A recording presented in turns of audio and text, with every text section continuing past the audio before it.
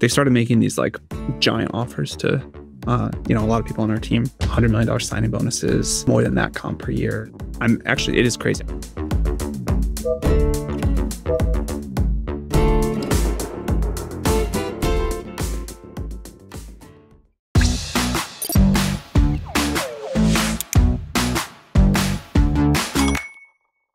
안녕하세요. 데이터를 만지고 다루는 안혜민 기자입니다. 미국 기업들의 2분기 실적 발표 시즌이 왔습니다. 빅테크 기업들을 필두로 미국 증시가 연일 상승세를 이어가고 있죠. 그 영향인 걸까요? 개인 투자자들의 미국 주식 보관액도 사상 최고치를 경신하고 있습니다.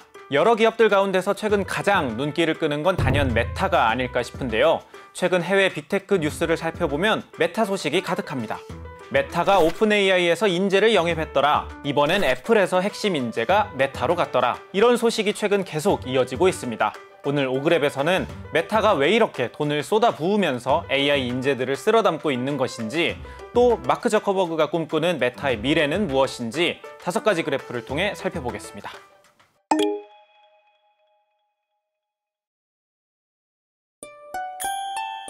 SNS 하면 곧 페이스북, 페이스북이 곧 SNS였던 시절이 있었죠. 2010년대는 누가 뭐라 해도 전 세계 이용자들이 페이스북을 즐기는 그야말로 페이스북의 시대였습니다.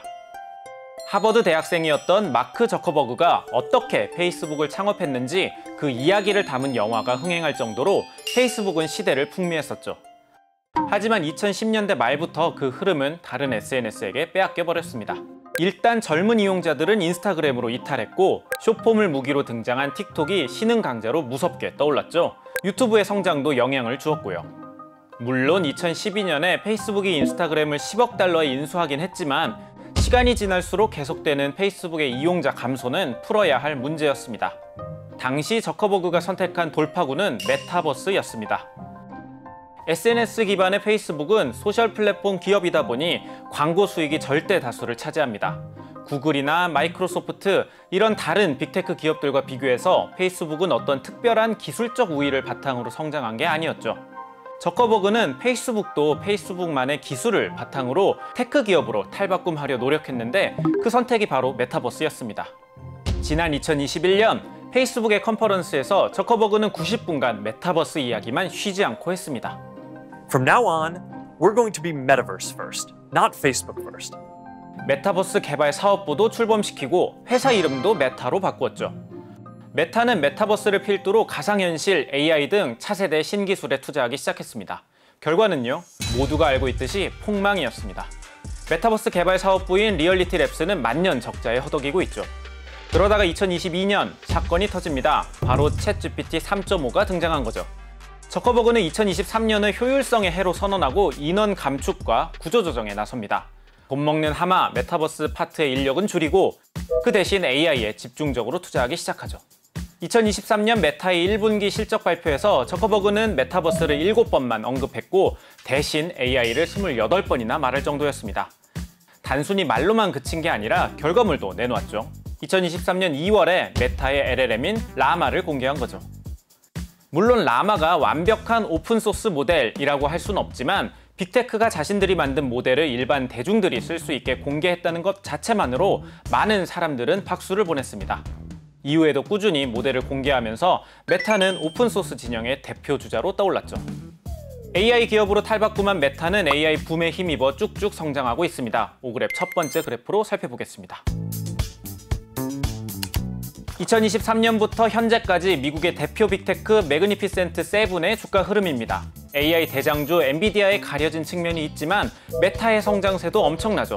미국 증시에서 기술주의 성장세를 주도해온 이 7개 기업은 한몸처럼 움직여왔는데 올해엔 조금씩 흐름이 나뉘고 있습니다. 먼저 하락그룹입니다. 2025년 초와 비교해서 마이너스를 기록한 기업은 애플, 구글, 테슬라가 있습니다. 테슬라는 전기차 수요 둔화에다가 일론 머스크 개인 이슈 영향을 받기도 했고요.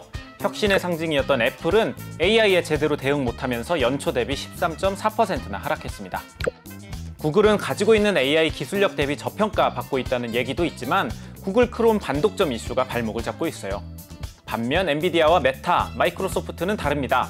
4월에 있었던 트럼프 관세 전쟁 난장판에도 불구하고 새 기업들은 20% 가까이 성장했습니다.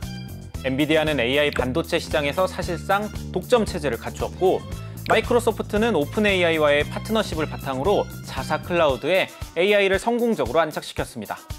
메타 역시 메타의 SNS 플랫폼 광고에 AI를 적용하면서 연초 대비 17.5%나 성장했죠.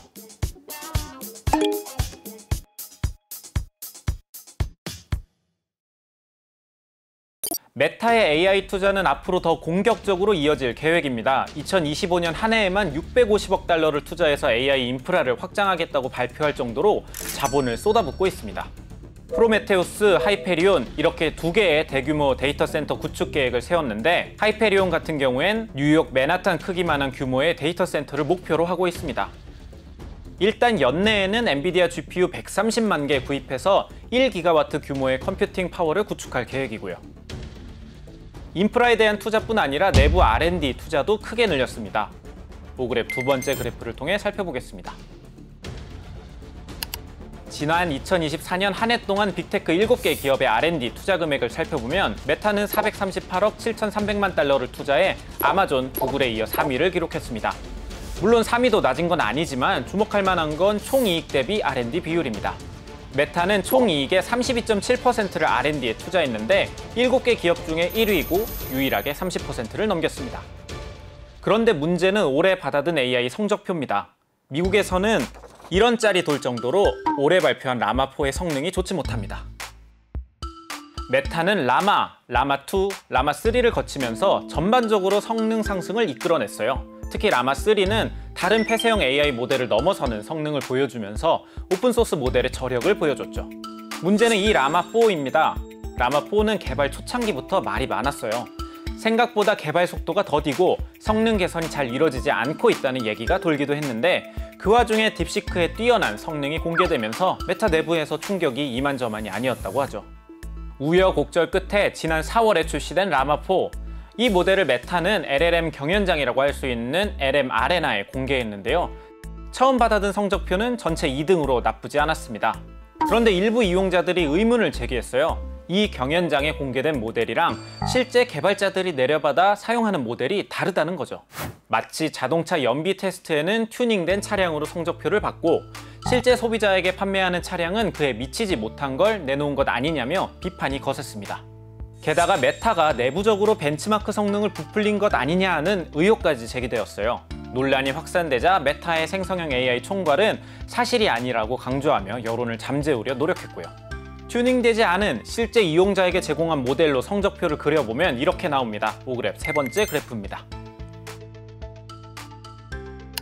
라마4의 점수를 보면 50.5점과 43.0점, 주요 경쟁사라고 할 수 있는 오픈 AI, xAI, 구글, 엔트로픽에 크게 밀리는 모습이죠.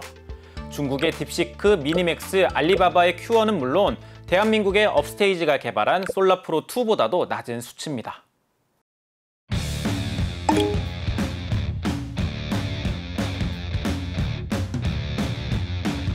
성적표를 받아든 저커버그는 이대로 가서는 답이 없다는 생각에 결단을 내립니다. 그 해결책은 바로 인재였죠. 좋은 AI 모델을 만들기 위해서는 3가지 요소가 필요합니다. 일단 모델을 돌리기 위해 필요한 컴퓨팅 인프라가 있을 거고요. 모델을 학습시킬 양질의 데이터가 필요합니다. 그리고 마지막으로 이 모델을 개발하고 운영할 뛰어난 인재가 필수적이죠. 메타는 엄청난 자본력을 바탕으로 아주 공격적으로 인재 영입에 나서고 있습니다. 지난 몇 달간 미국의 기술 뉴스를 살펴보면 메타의 인재 채용 소식이 가득할 정도였습니다.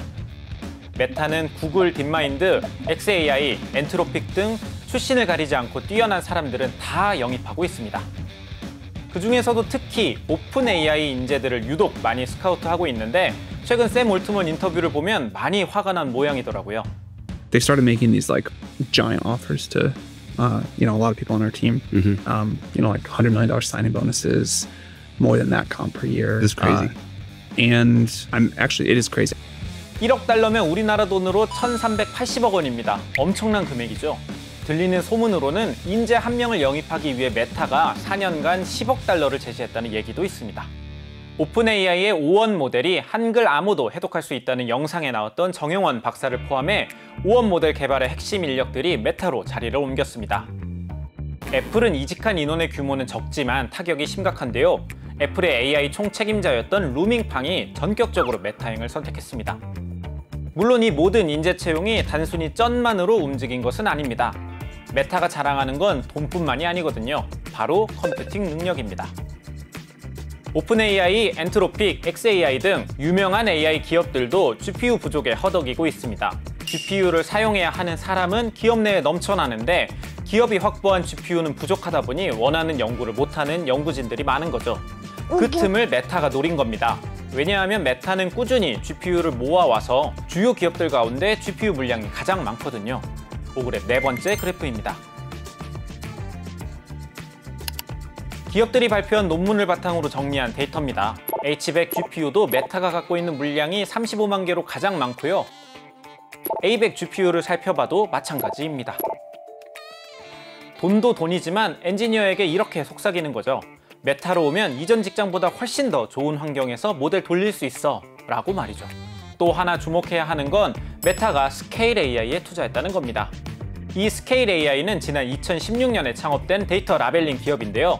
데이터 라벨링은 AI 모델을 학습시키기 위해 데이터에 의미 있는 태그나 분류를 추가하는 작업을 말합니다.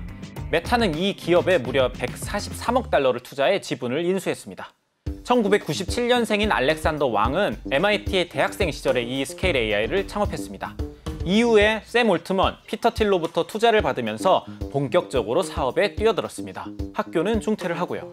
마치 하버드를 중퇴하고 페이스북을 본격적으로 운영한 마크 저커버그처럼 말이죠. 2019년엔 유니콘 기업에 등극했고 2021년엔 알렉산더 왕이 역대 최연소로 자수성가한 억만장자에 등극합니다. 그리고 이번 지분 인수를 통해 메타로 영입된 알렉산더 왕은 메타의 AI 부문을 총괄하는 역할을 맡게 되었죠. 알렉산더 왕이라는 뛰어난 인재를 영입한 것도 중요하지만 스케일 AI가 데이터 라벨링 기업이라는 것이 어쩌면 핵심일 수 있습니다. 앞서 살펴본 AI 개발 핵심 3요소 중에서 컴퓨팅 능력은 확보된 GPU와 데이터 센터 투자를 통해 늘리고 인재는 자본력과 컴퓨팅 능력으로 쓸어담고 있으니 마지막 남은 데이터를 스케일 AI와 함께 고도화하려는 전략으로 해석할 수 있거든요.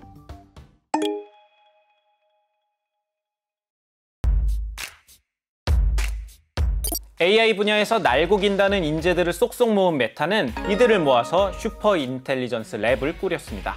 슈퍼 인텔리전스 랩은 알렉산더 왕이 총괄할 예정이고요.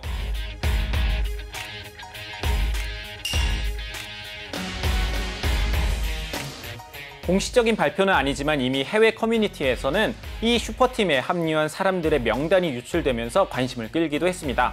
오그랩 마지막 그래프는 이 슈퍼 인텔리전스 랩의 연구진 데이터를 가지고 만들어봤습니다. 일단 유출된 44명의 정보를 바탕으로 이들의 출신 국가를 살펴보면 중국인이 48%로 가장 많습니다. 중국 AI 인재들의 역량이 여기서도 한번 드러나는 거죠. 출신 회사로 살펴보면 역시나 오픈AI가 36%로 가장 많고요. 뒤이어 구글 딥마인드, 스케일 AI 순으로 나타납니다. 이들이 받는 연봉은 1000만 달러에서 1억 달러 수준으로 알려졌고요. 말 그대로 천문학적인 돈을 받는 슈퍼팀의 연구진들은 라마4 모델은 라마4 모델대로 범용성과 신뢰성을 확보하면서 개선하고 더 나아가서는 팀의 이름에서 느껴지듯이 인간 수준의 지능을 가진 인공지능, 이른바 AGI를 목표로 달려나갈 것으로 보입니다. 기존 LLM 모델에서 다른 기업들에게 주도권을 빼앗긴 이상 메타는 그 너머를 바라보겠다는 거죠. 저커버그는 사내 이메일을 통해 이미 이러한 계획을 밝혔고요.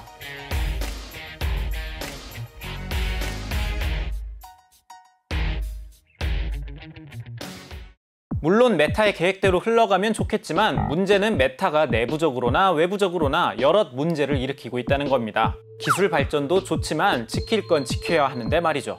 일단 라마4의 성능을 높이기 위해서 벤치마크 조작 지시를 내렸다는 내부 폭로가 나오기도 했습니다.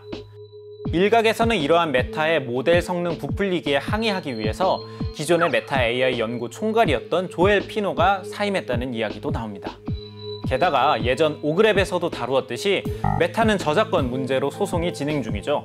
소송 과정에서 공개된 내부 자료를 보면 불법 전자책 데이터를 토렌트로 다운받았다는 정황도 포착됐습니다. 직접 다운받아야 했던 메타의 내부 직원들조차도 이건 옳지 않은 행동이라고 생각할 정도였고요. 최근 EU가 공개한 인공지능 실천 강령을 두고도 메타는 가입하지 않겠다고 공식 선언했습니다. 이 실천 강령은 AI 모델의 투명성과 안전성을 보장하기 위한 가이드라인 격인데 말이죠. 메타의 글로벌 정책 책임자는 이 강령이 기업에게 과도한 규제라고 비판했어요. 기술 혁신과 성장에 있어서 EU의 규제는 장애물이라는 인식인 거죠. 막대한 자본으로 영입한 최고의 인재, 그리고 압도적인 컴퓨팅 파워. 초지능 개발을 향한 메타의 전략은 그 어느 때보다도 명확하고 거침없어 보입니다. 하지만 벤치마크 조작 의혹과 데이터 저작권 논란, 그리고 국제적인 안전 규범에 대한 외면까지 이 모든 것이 과연 혁신과 속도라는 명분 아래 정당화될 수 있는 걸까요?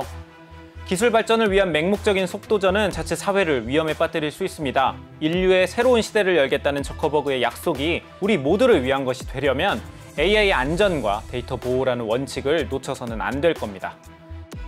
오늘 준비한 오글의 메타 편은 여기까지입니다. 긴 영상 끝까지 시청해주셔서 진심으로 감사드립니다.